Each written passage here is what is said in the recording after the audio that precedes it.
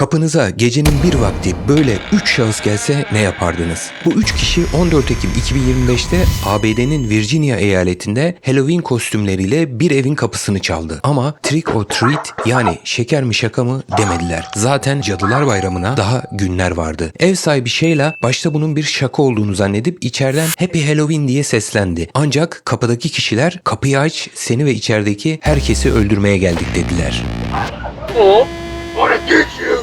O anda kadın bunun bir şaka olmadığını anladı ve hemen polisi aradı. Fakat buna rağmen adamlar bir süre daha orada kaldılar. Tacize devam ettiler. Kapıyı zorladılar. Ancak bilmedikleri şey Sheila'nın içeriden ateş açmak üzere olduğuydu. Çünkü evde silah vardı ve bu olayın sonu onlar için çok kötü bitebilirdi. Ev sahibi içeriden ateş açsaydı büyük ihtimalle nefsi müdafaa olarak geçerdi ve ceza bile almazdı. Bu arada henüz yakalanmadılar. Kim oldukları ve bunu ne için yaptıkları belirsiz. Ancak çevre oldukça tedirgin.